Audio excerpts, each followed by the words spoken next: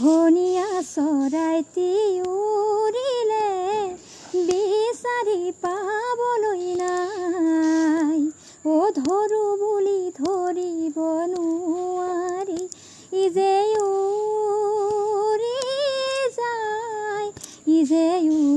যায় কৰে যায় সপোন যেন বৰষুণ। সকলোকে নমস্কাৰ জনাইছোঁ মোৰ চেনেললৈ আৰু আপোনালোককো স্বাগতম জনাইছোঁ। আৰু আজি মোৰ লগত আছে জ্যোতিৰূপা সিং দাস বাইদেউ আৰু তেখেতক আপোনালোকৰ আগত লৈ আহিছোঁ। ইয়াৰ কাৰণটো আপোনালোকে সম্পূৰ্ণ ভিডিঅ'টো চালে জানিব আৰু সেইকাৰণে সকলো ভিডিঅ'টো সম্পূৰ্ণকৈ চাব বুলি আশা থাকিল আৰু আপোনাক স্বাগতম জনাইছোঁ মোৰ চেনেললৈ। আপোনালোকে জানি ভাল পাব যে জ্যোতিৰূপা বাইদেউ অৰ্থাৎ টুটুমণি বাইদেউ তেওঁ এগৰাকী বাঙালী সম্প্ৰদায়ৰ বোৱাৰী আৰু তেওঁ এখন ঘৰ ধৰাৰ লগতে তেওঁ সংগীতৰ দিশটোতো ইমানখিনি ধৰি ৰাখিছে তেওঁ আৰু আপোনালোকে জানি ভাল পাব। প্ৰথমতে আমি আপোনাৰ পৰা কিবা এষাৰ শুনিবলৈ পালে ভাল পাম, ৰাইজেও শুনিব বিচাৰিব। কি গাব বা এষাৰ? ঠিক আছে, এই ধুনীয়া গধূলি লগন গীতটিকে অলপ ধুনীয়া লওক। এই ধুনীয়া গধূলি লগন সংযমহীন চৰণ সমাজৰ আৰতে নিয়ম ভাঙি কিয় দুয়োতে মগন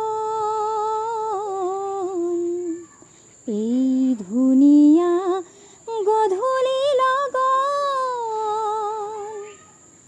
প্ৰেম যেন বহুতৰ কটাৰীৰ খেল হানি কটাৰীৰ চলে খন শবদে বুকু ভেদিলে বাধা দিব কোন কৌশলে এই ধুনীয়া গধূলি লগন জীৱন এন্ধাৰ জগত এন্ধাৰ তুমিতো বিজুলীৰ চাকি তোমাৰ জ্যোতি যদি বুকুতে হেৰাই দিলাইবা অকমান থাকি অঘৰী জীৱন কলসৰীয়া পাপ যদি হয় হওক জগৰীয়া কম্পিত বুকুতে আকলোৱা দুটি বাহু মৰম বলিয়া এই ধুনীয়া গধূলি লগন।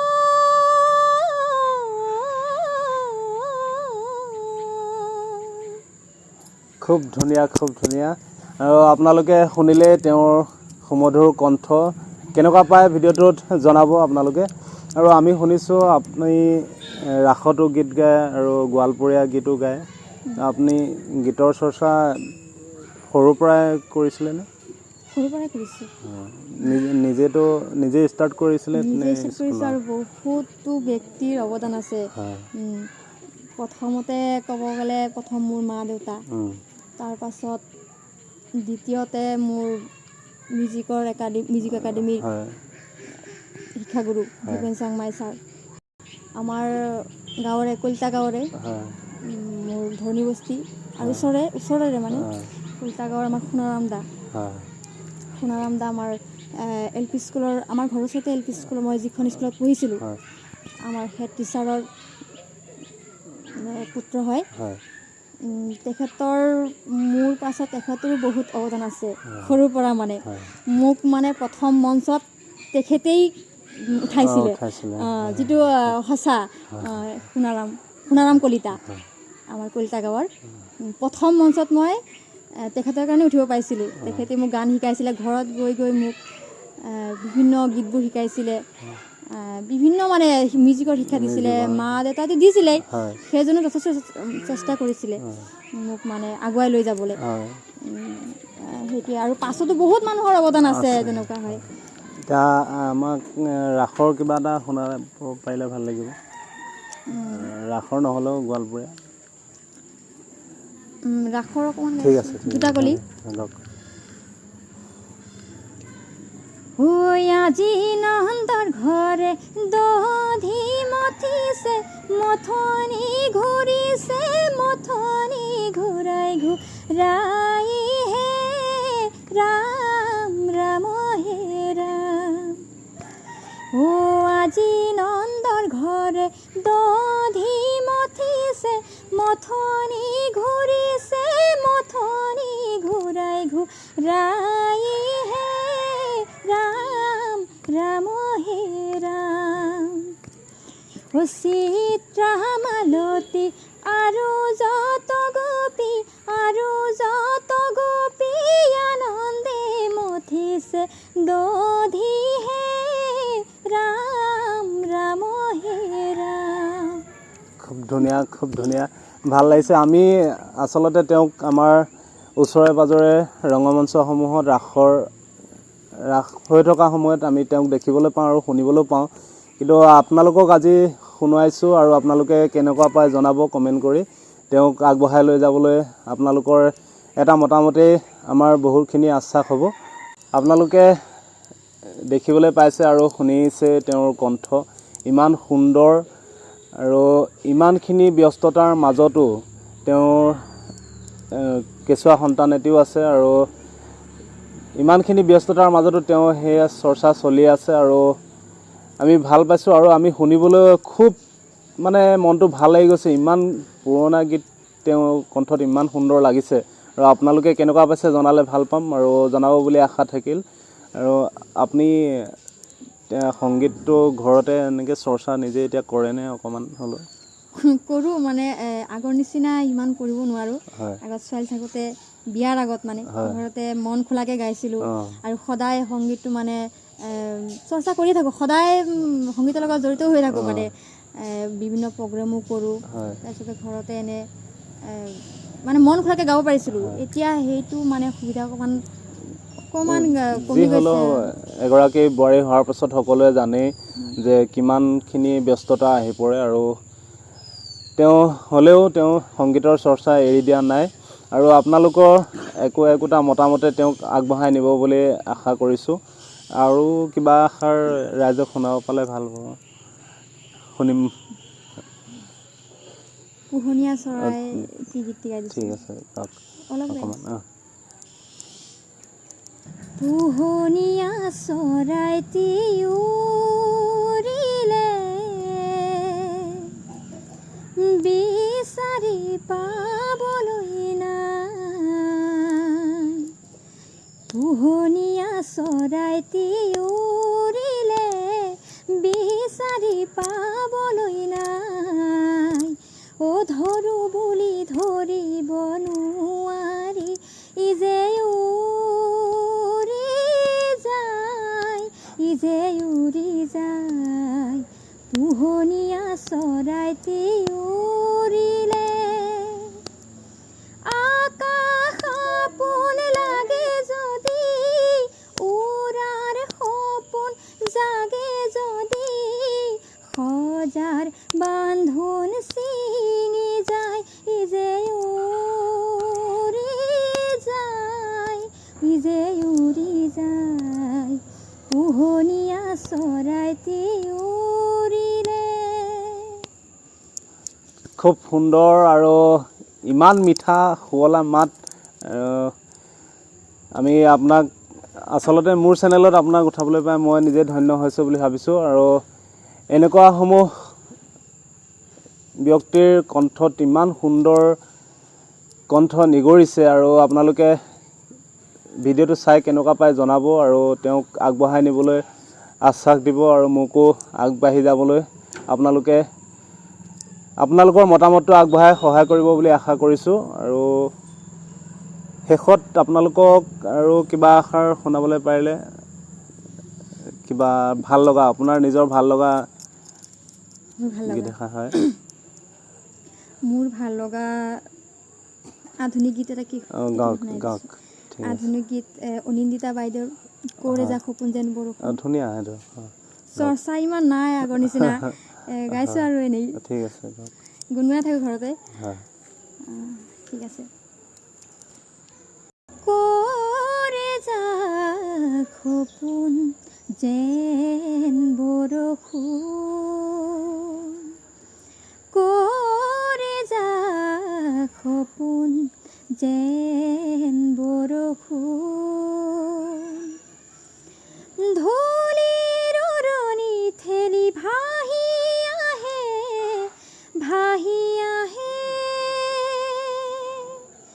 ধূলিৰ উৰণি ঠেলি ভাহি আহে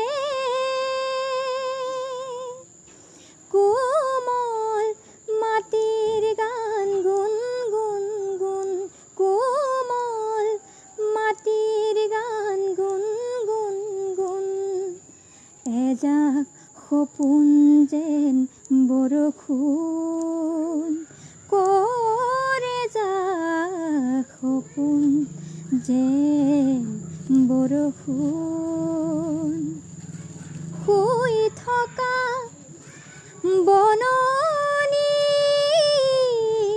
দিলেহি জগাই সাৰ পালে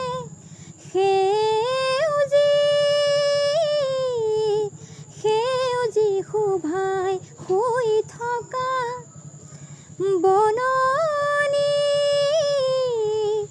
দিলেহি জগাই সাৰ পালে সেউজী শোভাই কপি উঠে কৰবাত চিনিখুৰ ৰুণজুন কৰে যা সপোন যেন বৰষুণ খুব ধুনীয়া আৰু শুনিলে আপোনালোকে তেওঁৰ কণ্ঠত অনিন্দিতা বাইদেউৰ এই গীতটি আচলতে এনেবোৰ গীত আজিকালিৰ যুৱ গায়কসকলে গোৱাটো খুব কমাই দিছে কিন্তু তেওঁ সেই গীতসমূহক ধৰি ৰাখিছে আৰু সেই গীতসমূহক আপোনালোকৰ মাজলৈ আগবঢ়াই দিছে আৰু ভাল লাগিছে খুব আজি আৰু তেওঁক আমাৰ মাজত পায় তেওঁ আচলতে আজিকালি এনেসমূহ প্ৰতিভাৰ কাৰণে সামাজিক মাধ্যমেই হৈছে একোটা খুব ডাঙৰ মঞ্চ আৰু মই সেই বুলি ভাবোঁ কিয়নো সকলোৰে আজিকালি অৰ্থনৈতিক দিশটোৰ ফালৰ পৰাই হওক বা নিজৰ ব্যস্ততাৰ জীৱনৰ ফালৰ পৰাই হওক তেওঁলোকে নিজৰ প্ৰতিভাখিনি আগবঢ়াই নিবলৈ কোনো ক্ষেত্ৰত ৰৈ যাবলগীয়া হয় আৰু সেইকাৰণে সামাজিক মাধ্যমে তেনেসমূহ ক্ষেত্ৰতেই বহুখিনি সহায় কৰি দিয়ে আৰু আজিৰ এই ভিডিঅ'টোৱে আপোনালোকৰ মতামতে তেওঁক আগবাঢ়ি যাবলৈ বহুখিনি সহায় কৰিব বুলি ভাবিছোঁ আৰু আপোনাক ধন্যবাদ জনাইছোঁ যে আপুনি ইমানখিনি ব্যস্ততাৰ মাজতো তেনেসমূহ গীত আজিও জীয়াই ৰাখিছে ভাল লাগিছে আৰু গোৱালপৰীয়া গীত কিবা এষাৰ শুনাব হ'ব ঠিক আছে গোৱালপৰীয়া গীত এষাৰ তেওঁ গাই শুনাব 12 মাসে 13 ফুল ফোটে 12 মাসে 13 ফুল ফোটে বছরে ফোটে ভোলা সই না যায় যমুনার জলে তোমরা না যায় সহিরে ওই না যমুনার জলে তোমরা না যায় সহিরে ওই না যমুনার জলে নন্দের বেটা চিকোনার কালা নন্দের বেটা চিকোনার কালা কালা দিলে বিষণ জ্বালা সই না যায় যমুনার জলে তোমরা না যায় হিনা যায় সহিরে ওই হিনা যমুনার জলে এ তোমরা না যায় হিনা যায় সহিরে ওই হিনা যমুনার জলে।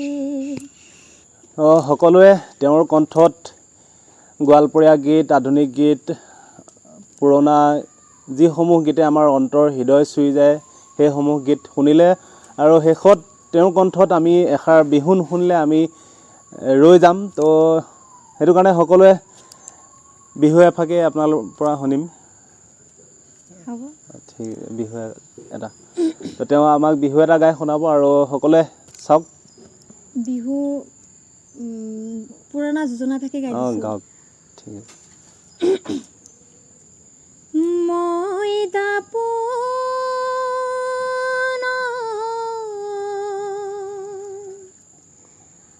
নিজকে সজালো মই দুহাত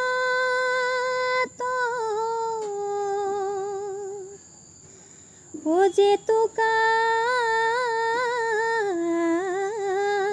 বোলালো ও মোর ওই ডিঙি জুনে বেরিয়ে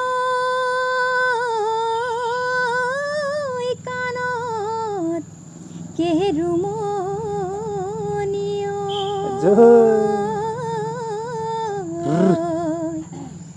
ও মুগার সাজে পিন্ধি ও খোপা তে কপ ফুল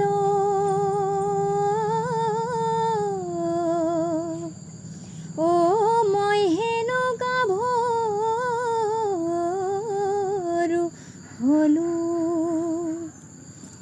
খুব ধুনীয়া, খুব ধুনীয়া। আৰু এই যোজনাটোত আপোনালোকে শুনিবলৈ পাইছে এনেকুৱা যোজনা আজিকালি মানে গোৱা দেখা নাযায়, কিন্তু এই যোজনাটোত কিমানখিনি কথা সোমাই আছে আপোনালোকে নিজে বুজিব পাৰিছে আৰু ভাল লাগিছে আচলতে যোজনাটো। ময়ো বিহু গাওঁ, কিন্তু এনেকুৱা যোজনা আজি প্ৰথম শুনিছোঁ আৰু ভাল লাগিছে যোজনাটো। আৰু সদৌ শেষত সকলোকে ধন্যবাদ জনাই আপোনাকো মোৰ চেনেললৈ স্বাগতম আৰু শেষত ধন্যবাদ জনাই আজিৰ ভিডিঅ'টো সামৰিছোঁ। আৰু ভিডিঅ'টো চাই কেনেকুৱা পালে জনাব, তেওঁৰ কণ্ঠ কেনেকুৱা পাইছে জনাব। আপোনালোকৰ এটা মতামতেই তেওঁক আগবাঢ়ি যাবলৈ সুবিধাকণ দিব বুলি আশা কৰিছোঁ। আৰু আপোনাৰ কিবা ক'বলগীয়া? আপোনাকো মই ধন্যবাদ জ্ঞাপন কৰিছোঁ। আপুনি ইমান দূৰৰ পৰা মোৰ কাৰণে আহিছে, তাৰ কাৰণে মই আপোনাক ধন্যবাদ দিছোঁ। ধন্যবাদ। আৰু ভিডিঅ'টো চাব শেষলৈকে, চাই কেনেকুৱা পাই জনাব। Like, comment, share and subscribe কৰি দিব।